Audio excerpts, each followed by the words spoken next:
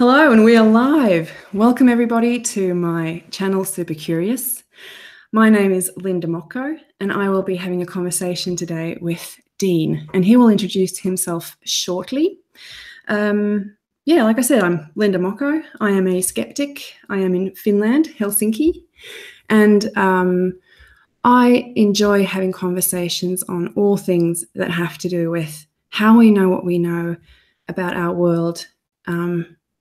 And we found, Dean and I, that our subject of interest was God, and we spoke a bit about that last time.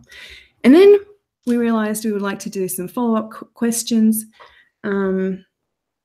because when talking live, there's so much going on, and I felt that I wanted to clarify things. I wanted to ask a few things, I guess, again, and get into a bit of the meat of the subject. We will also be doing this in around about 30 minutes. So we've pre-prepared questions for each other. But yeah, without further ado, here is Dean. Hey, what's going on? I'm Dean Meadows from the Gastonia Church of Christ in Gastonia, North Carolina. I'm the preacher there, and I'm also co-founder of Apologist Institute, which is a apologetics group that is dedicated to equipping Christians to engage culture. And the first conversation I had with Linda was great, and I definitely look forward to this conversation as well. So it's glad to see you once again, Linda, and everybody that's tuning into the channel. Awesome. And thank you so much for being here, Dean. I've been looking forward to this conversation so much. I've learnt in this past month, ever since we've met and in the preparation for this conversation, that is indeed my whole entire goal here, is to have better conversations and to ask better questions. So I hope these questions are good ones. And I'll just get into the question. My first question is, are you satisfied with the definition of God you gave last month? Yeah, I am. God as a maximally great being, or the highest conceivable being, that is definitely something that I am satisfied with. And I personally think that the God of the Bible illustrates. So yeah, I'm definitely comfortable with that definition. And my second question is, does your definition change with greater understanding and study of God? I have to get some clarification with what you mean by that. I guess what I would say is, sure, I think that as I look into the Old Testament and the Testament, and I find certain things there that I didn't find before, both of those, as a Christian, I believe that both of those that's the Word of God. And so as I look and as I study and as I come to conclusions about what something may mean, or maybe what something doesn't mean in the text, that gives me an insight, information about the nature and the will of God. So if that's what you mean by your question, then yeah, I think that my understanding of God different, but I don't think I don't necessarily know that means that his nature changes. So yeah. Yeah, thanks for that answer. I guess my following answer that I had prepared actually touches on why I'm asking the second question. And that is it possible to learn new things about God that previously were unknown to humankind and yourself? And that kind of links into, does the definition change? Because if we learn more about something, does it then, does the picture get clearer, so to speak? No, I think that God can still be a maximally great being and the highest conceivable being in learning something new about him through the text of Scripture, or even something that we learn you know, in conversation with other people. I think that our understanding of God can definitely be enhanced. I think that's why theology is such a great topic and has been historically known as the queen of the sciences. It's the study of God and of His will and of His nature, and Him being a maximally great being means that there's it's a never-ending journey of trying to understand things about Him, or seeking to discover new things about Him through what we find in conversations with other people, in conversation or in the study of Scripture. So yeah, I think that's possible. I think it is possible to have a muddled picture of God, and then through the process of study and seeking, and I guess looking into theology, it's to get a clear picture of who of God. So yeah. And I guess do you mind a little follow-up there? Yeah, go. No problem. That if the definition is set before the investigation is done,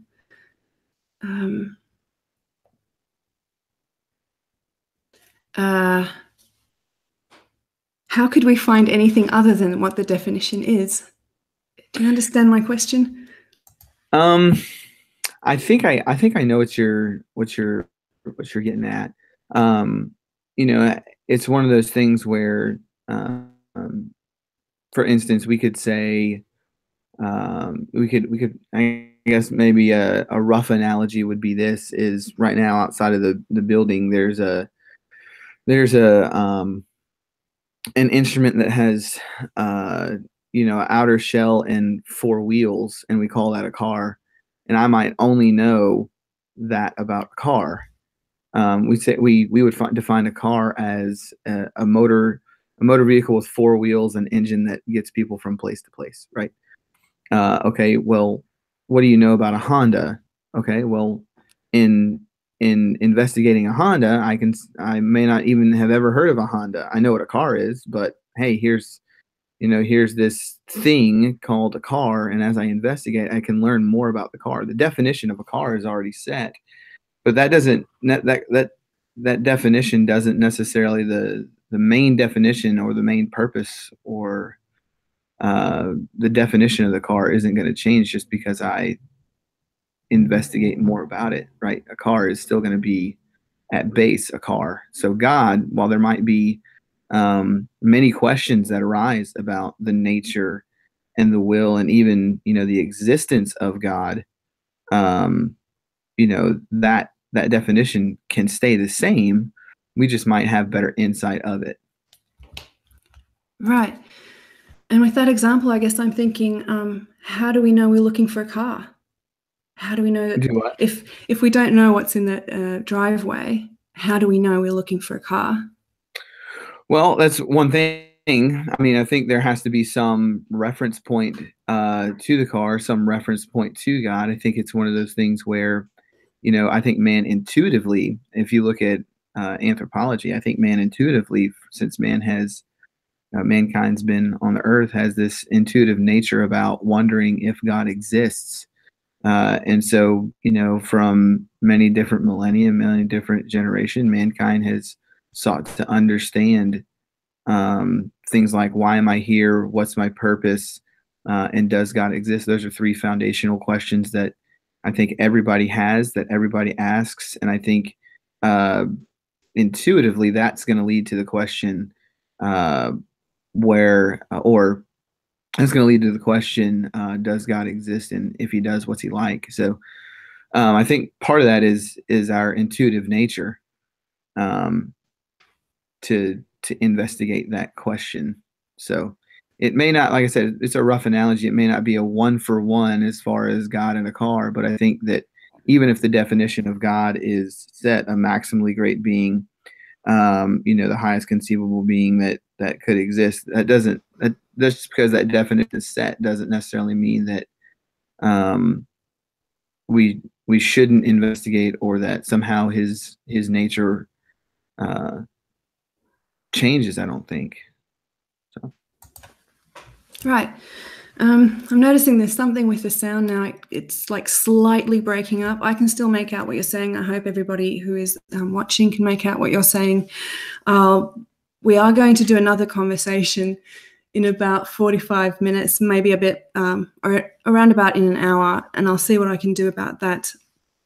It's a new microphone, so I'm suspecting that there's something with that, that we're getting some feedback. But I can make you out, so I just wanted to mention that in case it's irritating to the viewers, and just make a big, quick apology for that. Yeah, with and then that comes actually naturally to my next question. What methods does theology use to investigate God? Yeah, so theology is the investigation of God. So I think there are two areas in which we can investigate God. I think one is natural investigation, reason. I guess my answer would be reason, and revelation would be the two methods by which we can investigate God. We can look at revelation and know and inquire about the nature of God. Or let me phrase it this way: we can look at supposed articles of revelation, compare them, contrast them, and see if what is in there is logically coherent. And then we can look at nature. Like I said in the last conversation, Romans chapter 1 says that, or at least from a Christian point of view, Romans chapter 1 says that we can know God, that we can investigate God by what we see as being created. So I think those are two ways in which we can understand, to the best of our ability, God. So I think those are two things that theology historically has utilized. Thomas Aquinas with natural law. Christian philosophers now like William Lane Craig, Alvin Plantinga, those guys would draw their conclusions about God from some analytical or analytical philosophy with regards to nature, and also what's seen in Revelation.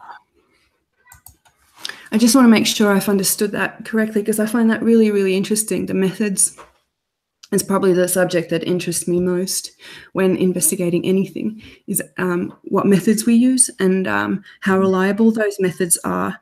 You said through revelation, through philosophy, natural philosophy, no? Oh yeah, gosh. I think that's part of it. Yeah, sure. And revelation. And I need to understand what you mean by revelation. That to me so far has absolutely no, I don't know what that means. Okay. So what I mean by revelation is God revealing himself to mankind. And part of the way in which he has done that, and this is from a strictly Christian perspective. I can't speak for, I think the Muslim would agree with me as well, is that, that God reveals himself through many different ways and instances throughout human history, and that history has been, recorded in what we would call, as a Christian, the Bible. And therefore you have reason, you have what you view and what you can see and observe in the natural world, Romans chapter 1, but also you can see and study and look at, compare, contrast, and what you see in Revelation as far as the nature and moral character of God. So reason plus revelation, God revealing himself to mankind. And I think one of I think where at least Christianity has maybe a foothold on that is the nature and person of Jesus Christ. And I know that that's a completely, totally separate conversation, but that's one way in which we could say, if what's being said about Jesus is true in the gospel, then you could say that one of the ways in which we know about God is because Jesus Christ walked the earth and he was divine, right? And he was the Son of God, and he did miracles and he raised from the dead, and therefore we know about God through the life of Jesus Christ. So that would be a example of revelation. So is the revelation that it's documented in the Bible, or that it's supposed to be true and therefore? From as far as I'm concerned, me personally, yes, I would say that the revelation that has been given is the life of Jesus Christ through the documentation of the Gospels and the New Testament as a whole, as with specifically regards to Jesus. Yeah. All right, I'm ready to go to the next question. How did you come to be sure your God is a personal God? Because I didn't really ask that last time. No, you too much. didn't. And that's a good question. And once again, I think a lot of this hinders on the reliability of the Bible. And so we see in the New Testament that there is this person named Jesus Christ. There is, and he does make certain claims about himself. He does say that he is divine. He does say that he is the Son of God. He does say that, in Luke 24:44-47, as he's talking to the disciples, that everything that was written about him in the law and the prophets and the Psalms must be fulfilled. We see Jesus interacting with poor people. We see Jesus interacting with lame people. We see Jesus interacting with politicians. We see Jesus interacting with the religious elite. We see Jesus interacting with everybody. And so if Jesus is divine and Jesus is the Son of God, and Jesus is the Messiah, then we know to a very good extent that God is personal, in the fact that he would send his one and only Son to interact with mankind. So I think that's one way in which you can know that God is personal. And once again, I know that the second aspect of this question is how would that be identified, studied, and verified? Well, I think you have to do at least from where we are, I think you have to do a historical investigation with regards to the reliability of the New Testament text and also the historicity for Jesus. And I know that for some people that may not be what the answer that they want to hear, but that's the answer that I think is appropriate for where we are. Okay, that was really interesting, and actually, did I understand that correctly? If I put it in these words, just to understand it from my point of view, the way I hear that is that I would have to, if I wanted to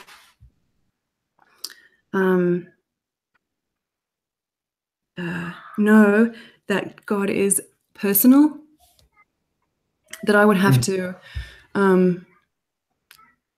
believe the Bible is true. I would have to trust that the Bible is true. Is that so? Yeah, I think that's certainly part. I think that's certainly part of it. I think one way in which we can. The question is, how do I know, Dean? How do I know that God is, a personal being?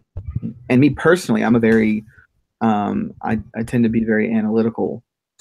So for me, the issue of God being personal is not necessarily a feeling that I personally get or a feeling that somehow overwhelms me. It's not something that I just know because, I get goosebumps on my arm. It's okay, well, let's take a historical look at the case for, Jesus being the Son of God.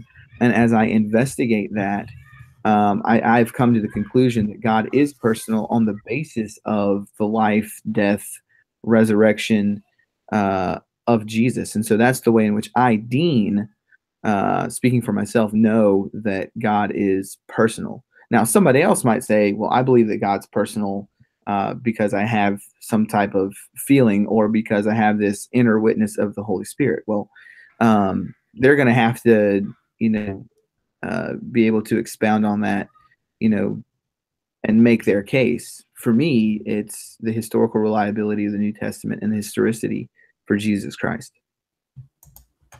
All right. I was thinking that I need to let go of my last question to give you time to ask me questions. Okay. Cool. So I really, have two questions from last time, and that's one is, the first question I have right here is, do you believe that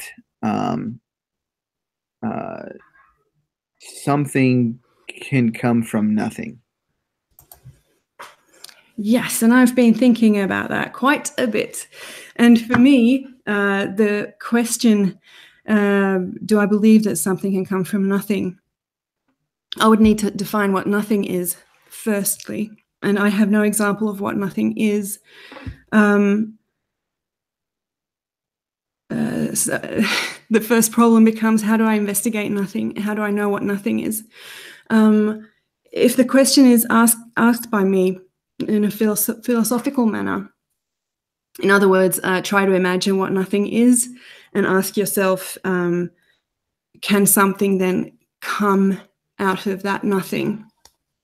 I would say logically, no. Like, nothing is nothing as far as I can imagine what nothing would be.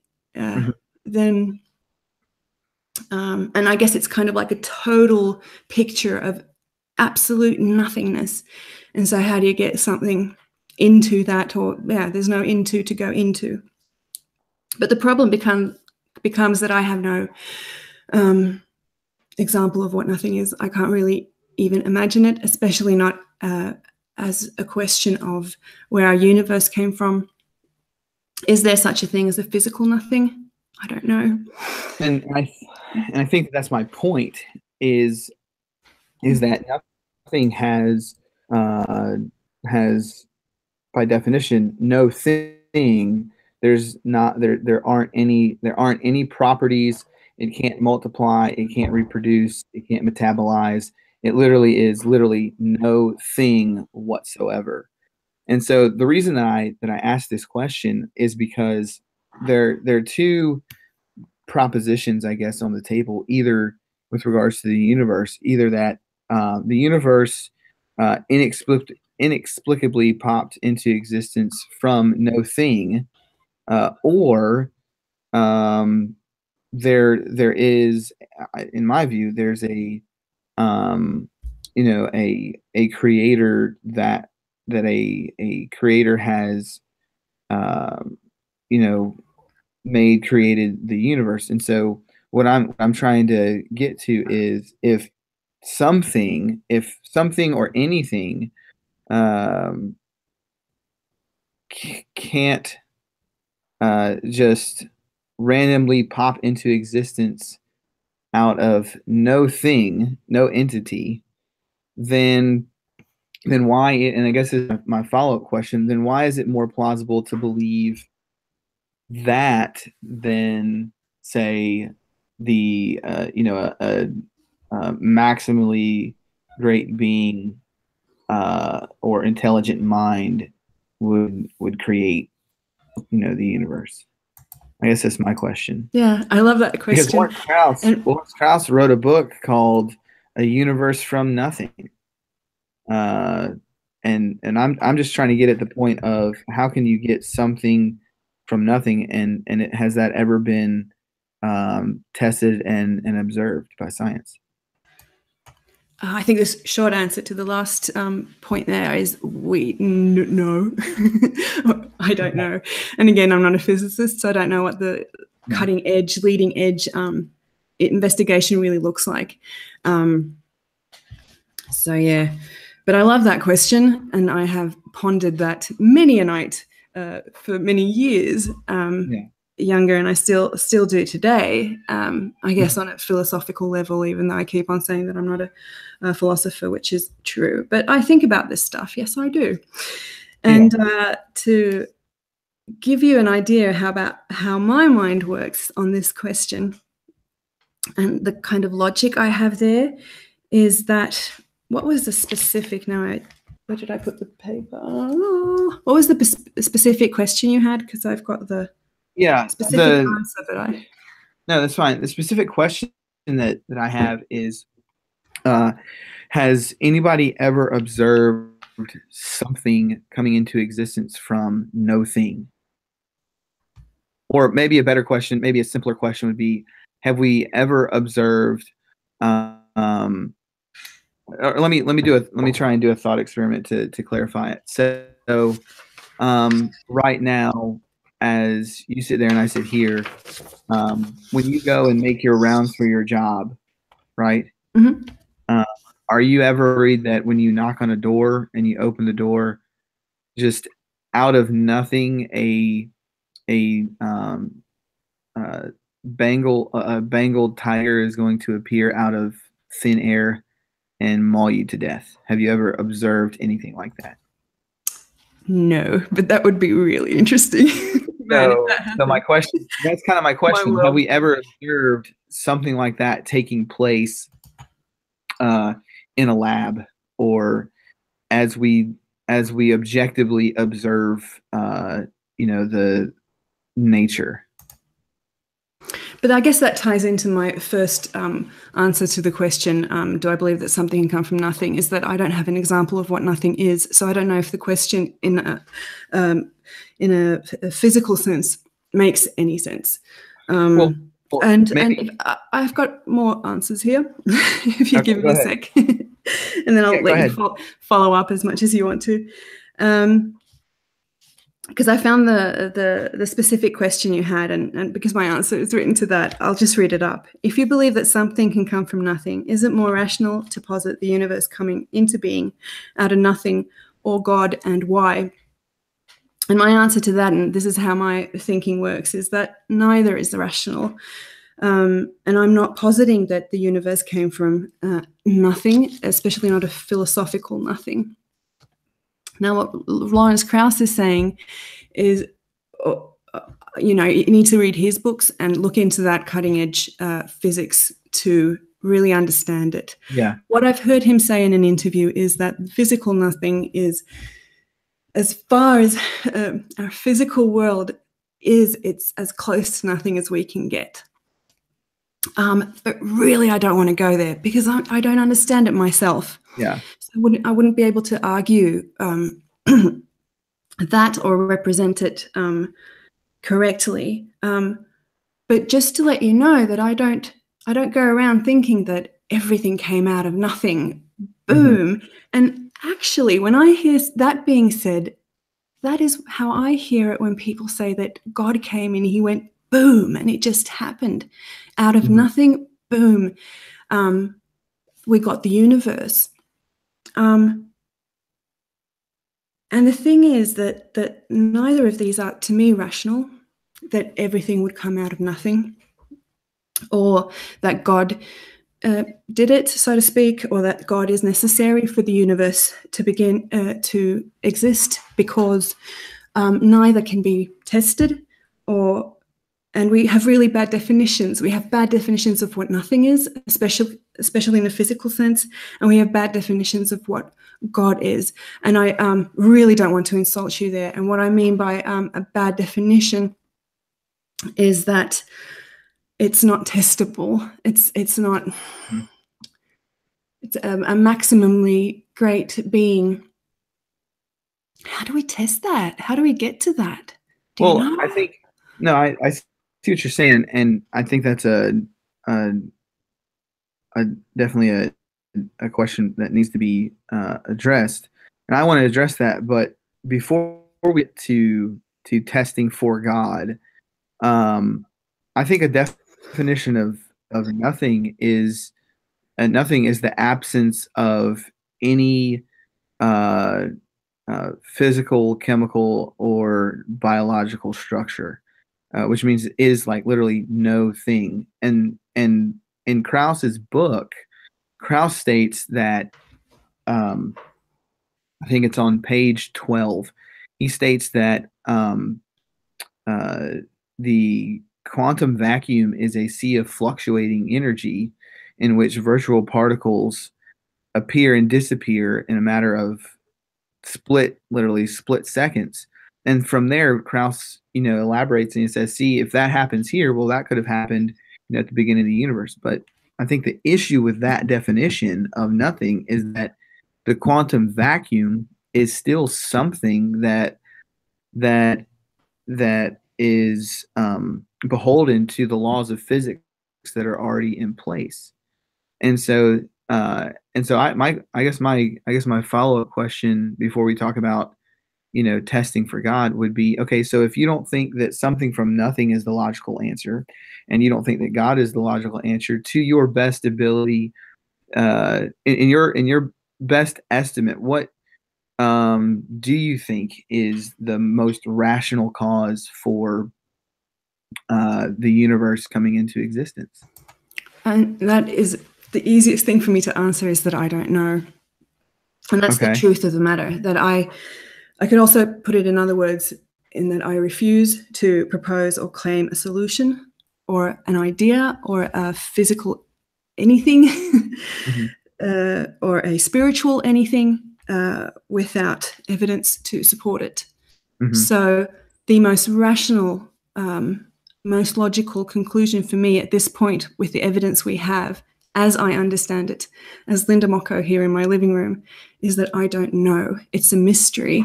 The mystery doesn't need to be solved with things that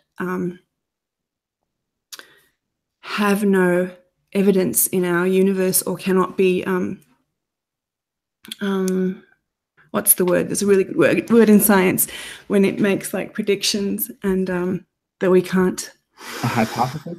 Not a hypothesis, but like really good science, theory? When it works really well, it makes predictions. Yeah, we have no theory of the beginning of the universe. That's it. We don't have enough information, and we don't even know if we can find that information yet. I mean, the LHC, the Large Hadron Collider, is a great experiment that will possibly give us more information about how it possibly could have come to be. But until we have something, with really good reason to believe in it, I'm not going to put. Yeah. So what are your thoughts on what are your thoughts on I think the most popular model right now is the Big Bang Theory. What are your thoughts on that? I mean, is that something that's viable for you? The Big Bang Theory, as I've understood it now, it so far explains pretty well the expansion of the universe, as observed by first by Hubble, I guess. He kind of noticed that, and then we have been able to continue to observe that and to make, if you follow it back, like if it's moving like this, like how did it? You follow it back and you get a pretty good picture of how the universe from the Big Bang has come to be. But there are, there's information that we don't have that has to do with the like moment of expansion when it like has set up. But we can also like view because of our great telescopes, we can even peer back pretty far, and we can see our galaxies being formed and all that because of light taking such a long time to reach us. So, do you think that the Big Bang is, to the best of our ability right now, a proper explanation for the origins of the universe? I think it's the best theory that the model for how our universe looks the way it does, like now. Okay. From that moment, and then the moment of universal conception, so to speak, is still a mystery. So the moments of universal conception are still a mystery, but the Big Bang, as far as the expansion of the universe, you think is a good model. Yeah, and the development, like how galaxies came to be and all that. Okay. All right. Well, it's 10:36, so we can either keep rolling or we can take a break. I would really like to take a break just to test this sound thing, because you were, I had trouble hearing everything you said, all the like nuances and details of your voice, and I think it has to do something with my microphone. So I'd really like to have a look at that, and also write a new description in our next broadcast. So I suggest we meet up again in around about 25 minutes, if that's okay for you. And you've got about an hour to talk some more, and that broadcast will be on morality. How can we be good without God? We are wondering. Take care. I love it. Take care. See you later. All right. Bye. Bye. And so join me again in about 25 minutes. Dean will be back, and that will be our title. How can we be good without God? Yeah. It's a really interesting conversation, man. Now I've got like 5 things I wish I would have asked. But then again, we kind of agreed that this first conversation was pre-prepared questions and answers, and we would go through it quite quickly. Maybe not the best of ideas. Yeah, I think these big questions really need time to reflect and think, and to address the questions that come up in the conversation. So, but we will have more time for the morality conversation. We did also send each other the questions, but we're not going to like rush through them the way we did this time. The idea is that we posit one question and then we see where that takes us. Anyway, come join me and see how it goes, because nobody knows until we do it. Catch you guys later. Thank you for being here. Really sorry about the sound thing. I need to figure that out. I hope I get it sorted within the next 25 minutes. Have a great day. Bye.